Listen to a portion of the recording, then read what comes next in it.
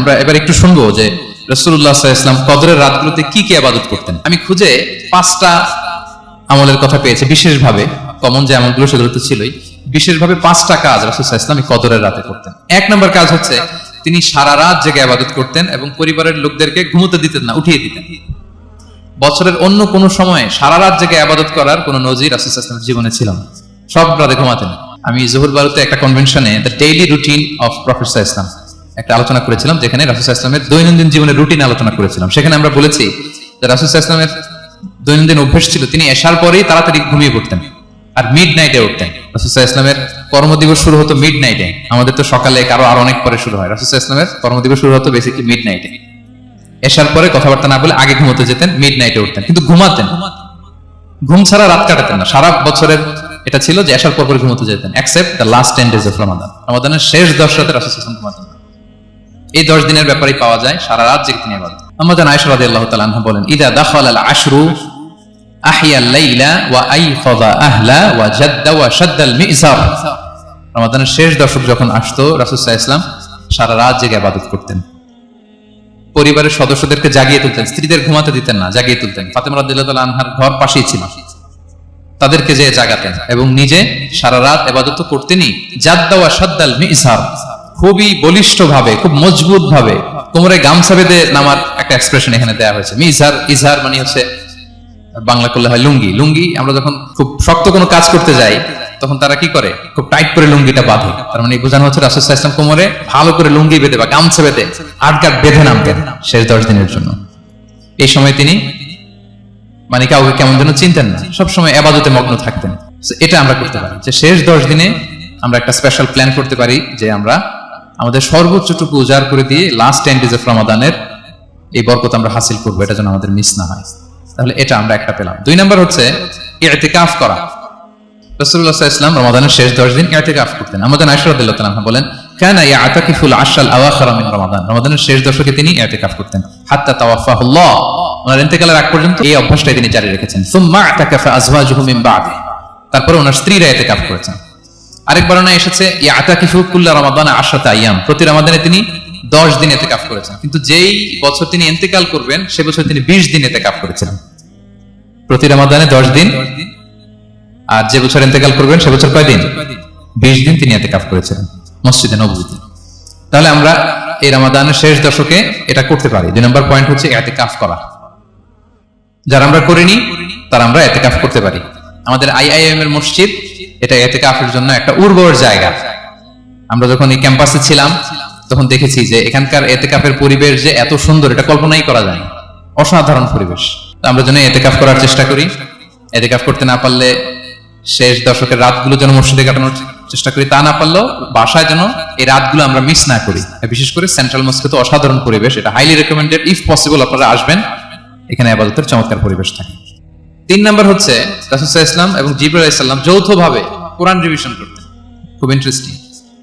সারা বছর যেটা নাজিল হতো রমাদানে জিবরাইল আলাইহিস সালাম রাসূল সাল্লাল্লাহু আলাইহি ওয়াসাল্লামকে শোনাতেন, রাসূল সাল্লাল্লাহু আলাইহি ওয়াসাল্লাম আবার জিবরাইল আলাইহিস সালামকে শোনাতেন। সহিহ বুখারীর বর্ণনা, কানা জিবরিলু ইয়ালখাহু ফি কুল্লি লাইলাতিন মিন রমাদান ফায়ুদারিসুল কুরআন। প্রতি রমাদানের প্রতি রাতে এসে রাসূল সাল্লাল্লাহু আলাইহি ওয়াসাল্লামের সাথে কোরআন মুদারাসা করতেন। সহিহ মুসলিমের বর্ণনায়, আন্না জিবরিল কানা ইউআরিদুহু বিল কুরআন কুল্লা আমিন মাররা। প্রতি বছর রমাদানে একবার শোনাতেন বা শুনিয়েছেন, যে বছর তিনি ইন্তেকাল করবেন তিনি 2 বার শুনিয়েছিলেন। আরাদা ইউআরিদু, এটা ফ্রম বোথ সাইড। আরবি শব্দটা এমন যে জিবরাইল আলাইহিস সালাম শোনাতেন, এরপর রাসূল সাল্লাল্লাহু আলাইহি ওয়াসাল্লাম জিবরাইল আলাইহিস সালামকে শোনাতেন, কোরআন রিভিশন করা। তো এই শেষ দশকের রাতগুলোতে আমরা যেন বেশি বেশি কোরআন পড়ি। কোরআন তেলাওয়াত, কোরআনিক রিসাইটেশন হতে পারে, কোরআনের অর্থ পড়া হতে পারে, তাদাব্বুরে কোরআন হতে পারে, কোরআনের হালাকায় জয়েন করা হতে পারে। ইন ইটস এনি ফর্ম আমরা যেন কোরআনের সাথে অ্যাটাচমেন্টটা বাড়াই লাস্ট 10 days অফ রমাদানে। 4 নম্বর কিয়ামুল লাইল করা। রাসূল সাল্লাল্লাহু আলাইহি ওয়াসাল্লাম কিয়ামুল লাইল করতেন এবং কিয়ামুল লাইল শব্দটাকে রাসূল সাল্লাল্লাহু আলাইহি ওয়াসাল্লাম কদরের সাথে জুড়ে দিয়েছেন।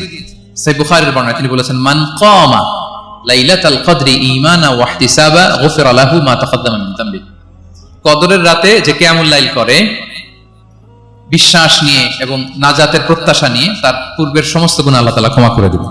তাহলে কিয়ামুল লাইলটা রাসূল সাল্লাল্লাহু আলাইহি ওয়াসাল্লাম বিশেষভাবে কদরের রাতের সাথে সম্পৃক্ত করেছেন। আমরা যেন প্রতি রাতে কিয়ামুল লাইল করি, লম্বা সময় যেন দাঁড়িয়ে থাকি, লম্বা সময় কোরআনিক রিসাইটেশন করি দাঁড়িয়ে থেকে, লম্বা সময় রুকু, লম্বা সময় সিজদা, স্পেশালি সিজদা। আকরাবু মা ইয়াকুনুল আবদু মির রাব্বিহি ওয়া হুয়া সাজিদ ফাআকসিরু ফিহি দুআ। বান্দা যখন সেজদায় থাকে আল্লাহ সবচেয়ে কাছে থাকে, তো আমরা তো আল্লাহর সবচেয়ে কাছে যেতে চাই এই ক্রিম টাইমটাতে, কি বলেন? আমরা যেন লম্বা সময় সেজদাতে থাকি। কিন্তু আমাদের অনেকের যেটা হয়, নামাজে তাড়াহুড়ো, অনেকের সব ব্যস্ততা যখন নামাজে দাঁড়াই এরকম হয়ে যায়। রাসূল সাল্লাল্লাহু আলাইহি ওয়াসাল্লামের সালাত যদি আমরা খেয়াল করি, বিশেষ করে কিয়ামুল লাইলে এত যে সুন্দর ছিল, আম্মাজান আয়েশা রাদিয়াল্লাহু তাআলাকে জিজ্ঞেস করা হয়েছিল যে হে আম্মাজান, রাসূল সাল্লাল্লাহু আলাইহি ওয়াসাল্লামের কিয়ামুল লাইল কেমন ছিল, কিভাবে কিয়ামুল লাইল করতেন? আম্মাজান আয়েশা দেখেন ওনার এক্সপ্রেশনটা কত সুন্দর, তিনি বলেছেন ফালা তাসআল আন হুসনিহিন্না ওয়া তুলিহিন্না, রাসূল সাল্লাল্লাহু আলাইহি ওয়াসাল্লামের কিয়াম যে কত সুন্দর ছিল, কত লম্বা ছিল, আমায় জিজ্ঞেস করো না, আমি বলতে পারবো না। আমরা অনেক সময় যখন খুব বেশি চমৎকার কিছু হয় তো আমরা কি বলি, ভাই এত সুন্দর ছিল আমি বোঝাতে পারবো না, এরকম বলি না যে এত অসাধারণ আমি বলে বোঝাতে পারবো না। বাংলাতেও কিন্তু আমরা বলি এত চমৎকার বলে বোঝাতে পারবো না, শব্দের গুণনে ভাষার গুণনে আমি ফুটিয়ে তুলতে পারবো না। আমাদের আয়েশা এটাই বলেছিলেন ফালা তাসআল আন হুসনিহিন্না ওয়া তুলিহিন্না, রাসূল সাল্লাল্লাহু আলাইহি ওয়াসাল্লামের রাতের নামাজ কিয়ামুল লাইল যে কত সুন্দর ছিল, কত দীর্ঘ ছিল, লম্বা ছিল, আমায় জিজ্ঞেস করো না, আমি বলে বোঝাতে পারবো না।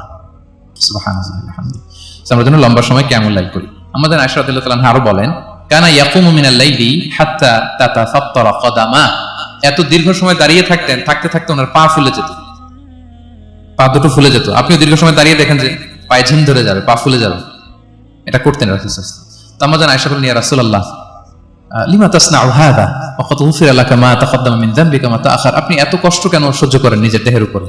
আপনার তো আগের পরের সব গুনাহই মাফ, আদত তো রাসূল সাল্লাল্লাহু আলাইহি ওয়াসাল্লাম গুনাহই নেই, তিনি নিষ্পাপ, এত কষ্ট কেন করেন? আপনার আগের পরের সবই তো মাফ করে দেয়া হয়েছে, কেন করেন? রাসূল সাল্লাল্লাহু আলাইহি ওয়াসাল্লাম উত্তর করেছেন আফালা উহিব্বু আন আকুনা আবদান শাকুরা, আয়েশা আমি কি শুকরগুজার বান্দা হতে পছন্দ করব না? আল্লাহ তাআলা আমাকে তার রহম এবং করমে সব মাফ করে দিয়েছেন, কিন্তু আমি কি শুকরগুজার হব না? আমি কি আমার রোলটা প্লে করব না? আমি কি নিজেকে সঁপে দেব না আল্লাহ তাআলার কাছে জায়নামাজে? তো এটা ছিল সংক্ষেপে রাসূল সাল্লাল্লাহু আলাইহি ওয়াসাল্লামের কিয়ামুল লাইলের ধরন, এভাবে তিনি দীর্ঘ সময় কিয়ামুল লাইল করতেন। আমরা যেন এটা করি। 5 নম্বরে রাসূল সাল্লাল্লাহু আলাইহি ওয়াসাল্লাম দোয়া করতেন, এই কদরের রাতগুলোতে খুব বেশি বেশি দোয়া করতেন। দোয়া নিয়ে আমরা একটা জুমার খুতবা দিয়েছিলাম, সেখানে আমরা বলেছিলাম যে দোয়া হতে হবে খুব আন্তরিক দোয়া, রোবোটিক দোয়া যেন না হয়।